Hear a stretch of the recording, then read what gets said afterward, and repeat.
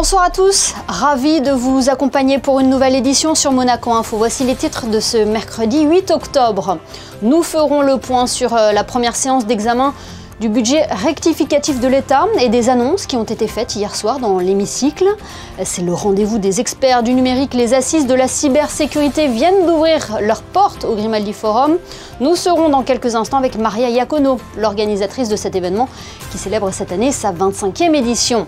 Puis nous reviendrons sur les différentes manifestations organisées dans le cadre d'Octobre Rose, ce mois dédié à la sensibilisation au dépistage du cancer du sein. Exemple ce soir avec les actions de l'association Tout le monde contre le cancer. Et enfin, nous fêterons la science en fin de journal avec une journée dédiée à ces métiers et à ces institutions de cet univers fascinant. Le Conseil national a entamé hier le traditionnel examen du projet de loi du budget rectificatif de l'État pour l'année 2025, un budget dont le revenu excédentaire est de plus de 86 millions d'euros. Cet examen, Patricia Navarro, c'est toujours l'occasion pour le gouvernement et le Conseil national de se retrouver et de faire le point sur les grandes thématiques d'actualité ou d'intérêt pour les monégasques. Oui, Émilie, effectivement, rien n'a été oublié de la question du logement à celle de la mobilité et bien sûr deux dossiers majeurs, le centre de traitement et de valorisation des déchets et le renouveau du centre commercial de Fontvieille. Le gouvernement peut donc se féliciter d'un budget largement excédentaire avec des recettes plus de 391 millions qui progressent, plus que les dépenses, chiffrées elles à 216,7 millions. Mais le gouvernement n'entend pas pour autant marquer une pause dans son action. Le ministre d'État, dont c'était le premier examen du budget rectificatif, a d'ailleurs tenu à rappeler dans son discours que le gouvernement était dans l'action, y compris dans l'étude de dossiers qui avance plus lentement que certains ne le souhaiteraient. Je vous confirme donc, en tout cas que le gouvernement ne procrastine pas. Nous ne faisons pas d'études pour différer les nécessaires décisions, mais bien pour préparer des projets auxquels nous croyons. Et une fois que ces études ont démontré, lorsque c'est le cas, que les projets sont pertinents, qu'ils sont adaptés aux besoins de la principauté, eh bien nous les mettons en œuvre dans des conditions budgétaires réalistes, raisonnables, et nous y allons. Pas de procrastination donc, et la volonté pour le ministre d'État de rappeler que son intention était bien de répondre clairement et précisément aux interrogations du Conseil national. Au cours de mes précédentes fonctions dans le pays voisin, je me suis toujours attaché à instaurer une relation de confiance, une écoute et un dialogue constant avec les élus. Et c'est dans ce même état d'esprit que j'entends aujourd'hui, comme tout le gouvernement, travailler avec le Conseil national. Notre seul objectif, notre objectif à tous, est l'intérêt de la principauté, et la seule méthode pour l'atteindre est de travailler dans un esprit de coopération et d'écoute.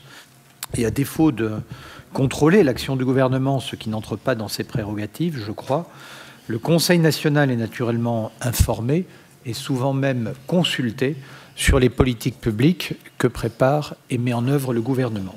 Oui, au terme de ce discours du ministre, le président du Conseil national, Thomas Brezo, est revenu justement sur ce nécessaire besoin d'échange et a encouragé le gouvernement à plus d'audace, Patricia. Oui, Émilie, c'est en quelque sorte un oui, mais Thomas Brezo n'infirme pas les convergences de vues qui existent entre les deux institutions et se félicite des bons chiffres du budget, mais voici des extraits de son intervention. Dans votre réponse, Monsieur le ministre, une expression a particulièrement retenu mon attention.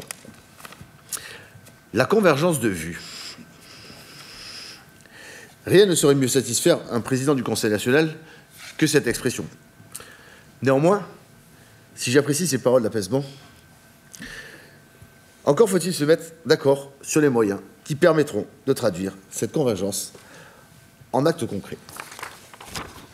Ces 2 dernières années, le gouvernement s'est présenté devant l'Assemblée avec l'idée que nous frôlions la catastrophe budgétaire, nourrie par l'écho des situations observées dans les pays alentours. A posteriori, nous apprenions qu'en fait, comme par miracle, le budget était confortablement excédentaire. Le réflexe de vos prédécesseurs était sûrement de penser qu'en nous présentant un budget largement positif, le Conseil national serait déraisonnable dans les demandes qu'il formulerait, reflétant ainsi leurs doutes quant à notre approche responsable sur les dépenses publiques. Permettez-moi de le dire clairement. Nous n'avons aucun appétit pour la dépense excessive. En revanche, sur des dossiers structurants, stratégiques, producteurs de ressources, essentiels pour les générations futures, nous avons toujours dit qu'il fallait faire preuve d'ambition, voire d'audace. Et s'il y a un dossier qui intéresse éminemment les monégasques, Patricia, c'est bien celui du logement.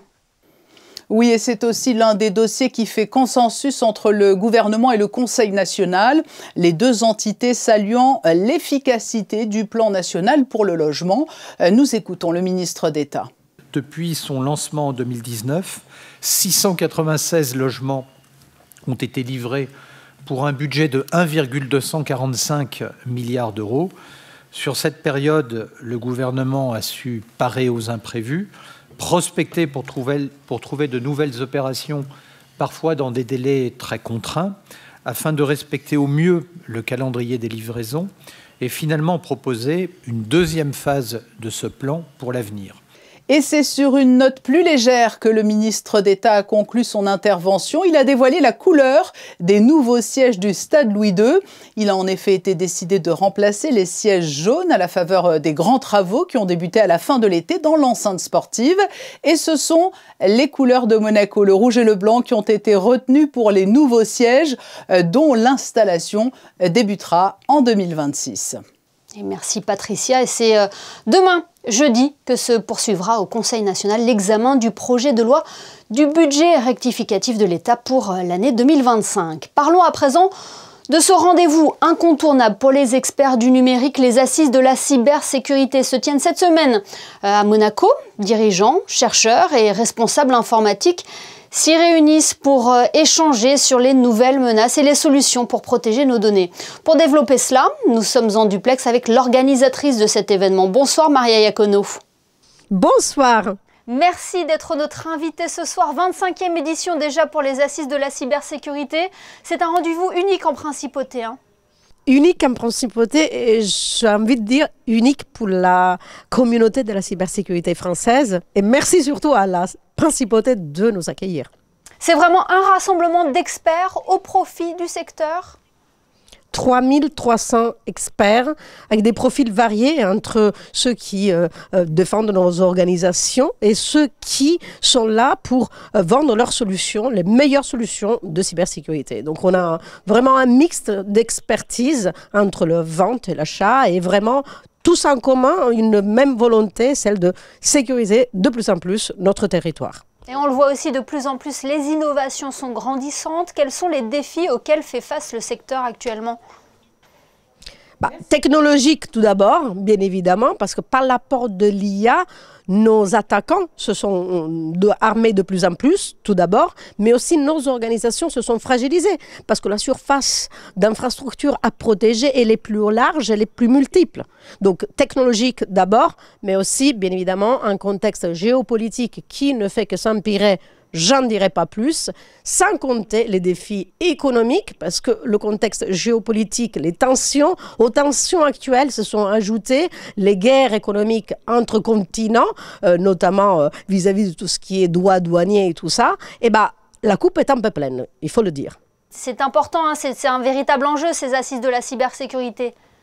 C'est important parce que dans notre secteur, dans la cybersécurité, plus que dans d'autres secteurs, le fait de se retrouver, d'échanger et de partager est essentiel. En cybersécurité, on ne travaille pas en solo.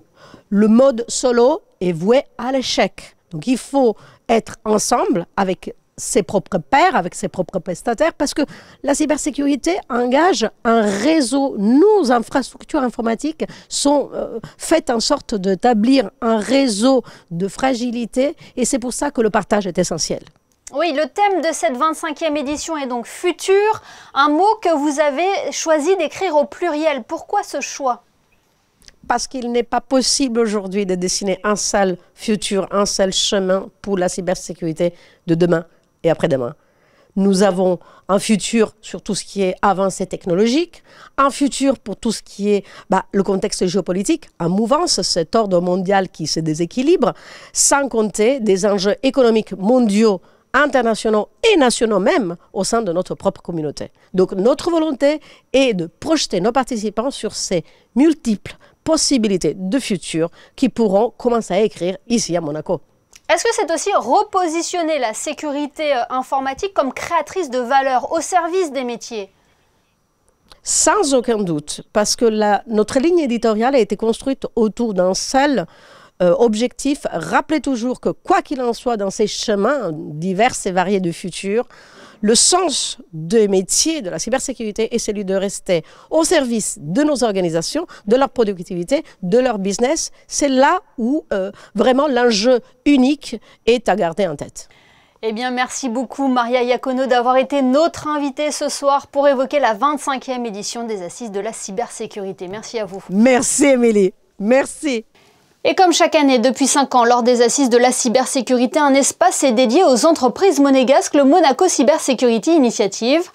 Quel en est l'objectif et comment se porte la sécurité numérique en principauté? Élément de réponse dans ce reportage de Fabien Bonilla et Lionel Bernardi. Lors de l'ouverture de la 25e édition des Assises de la cybersécurité, le ministre d'État a fait une allocution dans la salle des Princes du Grimaldi Forum. L'occasion pour lui de rappeler l'importance de ces assises et les efforts faits en matière de cybersécurité en principauté. Je voudrais en tout cas me réjouir de votre présence nombreuse, mesdames et messieurs, aujourd'hui, de me réjouir également que de nombreuses entreprises monégasques soient présentes à l'occasion de ces assises.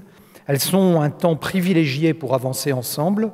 Elles vous offrent l'opportunité de confronter vos idées, de partager vos expériences et de bâtir également des solutions.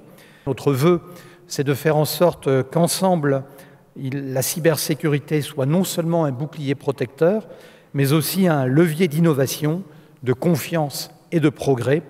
Et je voudrais donc, pour conclure mes propos, vous souhaiter à tous et à chacune et chacun d'entre vous des travaux fructueux et inspirants. Merci de votre attention.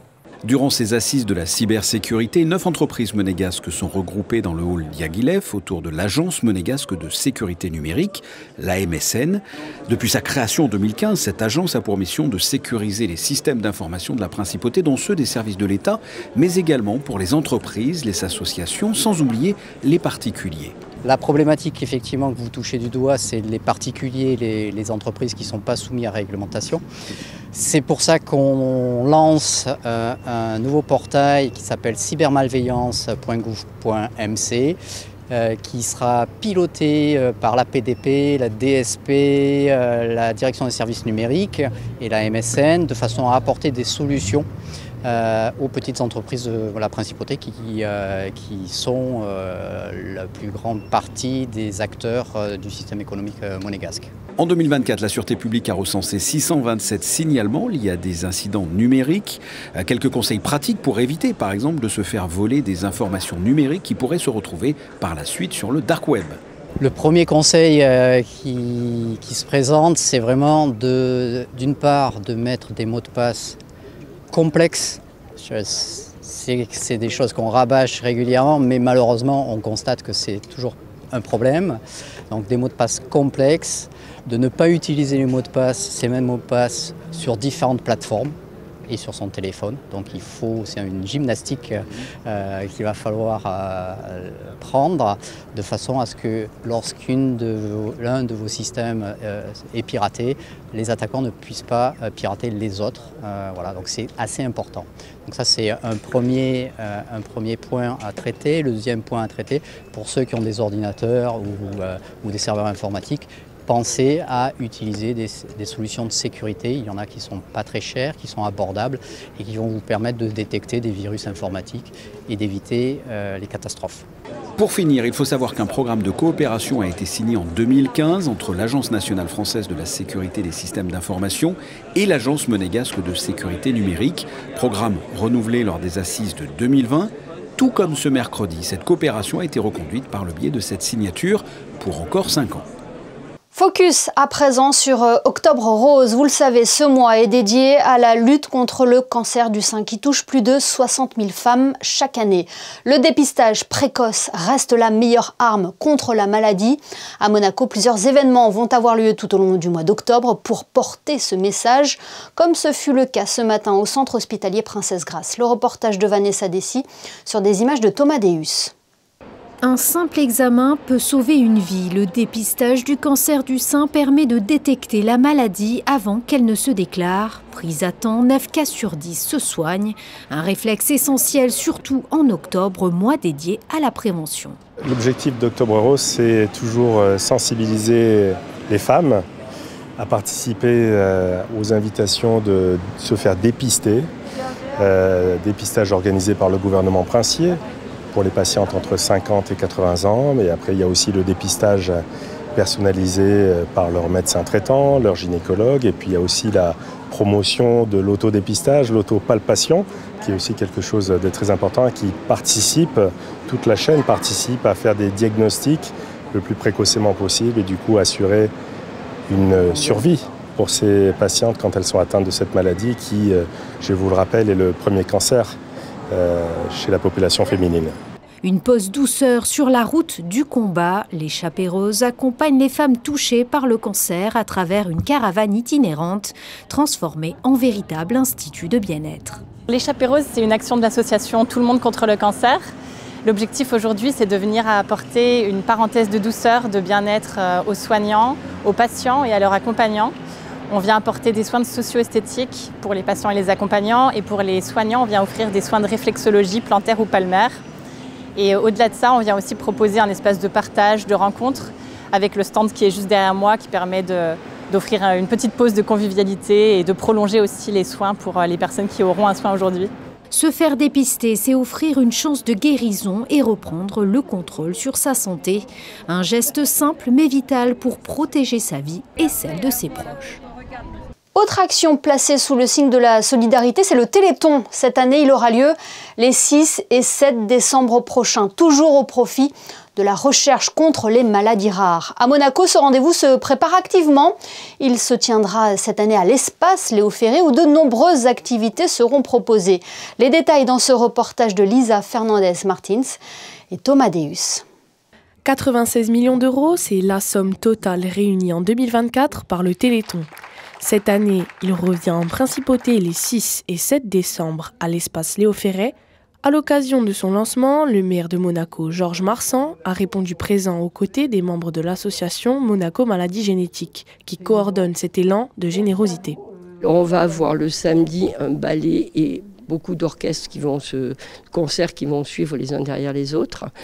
Le dimanche, nous avons la Zumba en début d'après-midi, un grand loto et après le tirage de la tombola. Et au milieu de tout ça, il y a toutes les associations, enfin de nombreuses associations de Monaco qui créent des animations pour les enfants, une braderie, des ventes d'objets. Et cette année, nous n'oublions pas que chaque année, nous faisons un quiz sur Monaco. Et ce quiz cette année est orienté sur les 20 ans de règne de notre souverain. Une logistique et une organisation millimétrée portée par des dizaines de bénévoles, parmi eux Katia Choisy, en charge de la restauration. On a les boissons, tout est gratuit pour le Téléthon, donc c'est quand même des sommes considérables, parce que le beurre, la charcuterie, tout ça pour préparer les sandwichs, le pain, tout ça est donné bénévolement. Voilà. Donc c'est beaucoup de démarchage, beaucoup de temps bien sûr, mais on le fait avec envie et avec cœur, il n'y a pas de souci. Jusqu'à maintenant, on a eu de la réussite. On a la SBM aussi qui nous aide beaucoup. Voilà. Non, on a des gens autour de nous qui nous aident et qui nous donnent cette force de continuer. Voilà. L'an passé, Monaco avait récolté près de 73 000 euros au profit des enfants atteints de maladies génétiques et de la recherche. Les organisateurs espèrent faire encore mieux pour atteindre au total cette année la barre symbolique des 100 000 euros. Coup de projecteur à présent sur la fête de la science. L'édition 2025 se déroule du 3 au 13 octobre cette année et propose d'explorer le thème de l'intelligence sous toutes ses formes. C'est aussi l'occasion de mettre en valeur l'univers fascinant de la science.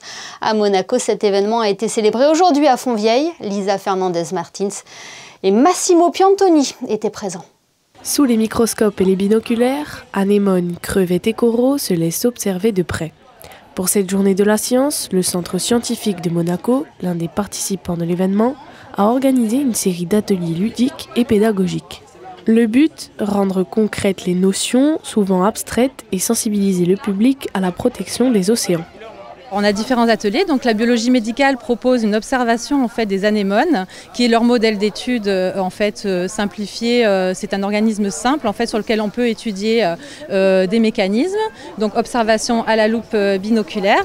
En biologie marine en fait on vous fait plonger dans le monde du corail, puisque c'est vrai que les gens ne savent pas forcément que le corail est un animal. Donc on explique un petit peu tout ça grâce à des maquettes, à des puzzles ludiques. Et en biologie polaire aussi, vous avez de très belles vidéos en fait, qui montre qu'est-ce qu'on fait comme étude sur les colonies de manchots en fait, et pourquoi c'est important. Et les premiers intéressés, ce sont bel et bien les enfants. Curieux et attentifs, ils plongent dans l'univers scientifique marin à travers ces expériences interactives. La science, c'est un peu toute ma vie. J'aime ça depuis que je suis toute petite.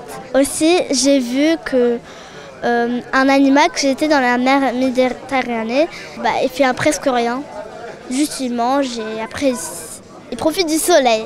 J'ai appris des choses sur les coraux et les anémones aussi. C'est amusant d'apprendre et j'aime beaucoup apprendre. Depuis 1960, ce centre de recherche monégasque est un acteur majeur de l'étude du vivant marin. Ses équipes travaillent chaque jour pour mieux comprendre les écosystèmes marins et mieux les préserver. Un mot de sport à présent. En basket, la Roca Team a rendez-vous avec l'Euroleague ce jeudi. Les Monégasques se déplacent à Milan pour confirmer leurs derniers résultats face à Dubaï, mais aussi se rassurer après leur défaite en championnat. En ce début de saison, le club de la Principauté cherche encore son rythme. Les réactions de Vassilis Spanoulis et de Jaron Blossomgame sont au micro de Lisa Fernandez-Martins.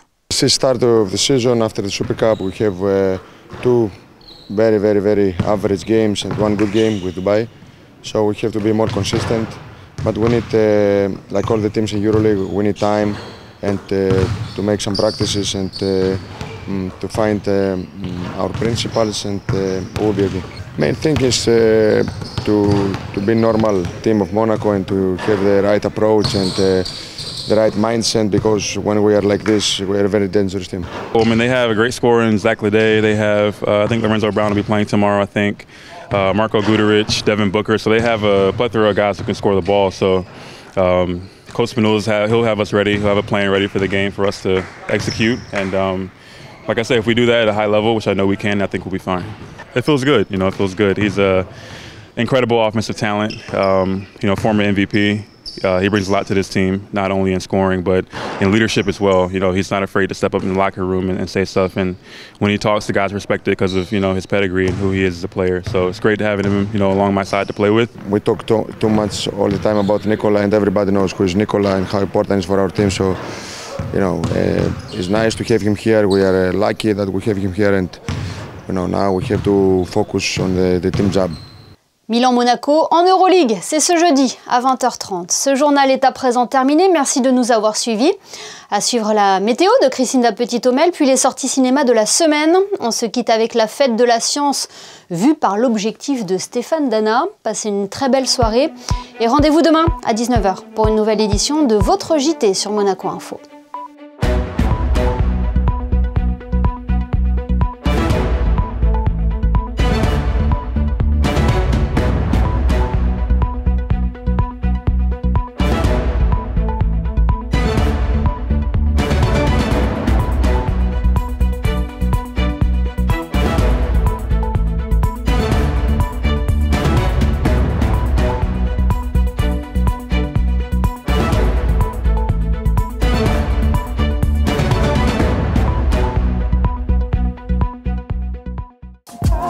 Retrouvez la météo avec Maya Bay, le restaurant référence thaï japonais de Monaco. Bonsoir à tous. Ce jeudi, la journée s'annonce globalement agréable. Le ciel restera bien dégagé en matinée avec quelques passages nuageux au fil des heures, mais sans risque de pluie. Les températures seront douces dès le lever du jour, autour de 17 degrés, pour atteindre 22 degrés l'après-midi sur le port et les hauteurs. Un léger vent d'est viendra rafraîchir l'atmosphère en fin de journée. Et puis sinon, ce 9 octobre, nous fêterons Saint-Denis. Alors on raconte que Saint-Denis, décapité au IIIe siècle, aurait continué à avancer sur plusieurs kilomètres, sa tête à la main, prêchant tout le long du chemin. C'était la météo avec Maya Bay, le restaurant référence thaï japonais de Monaco.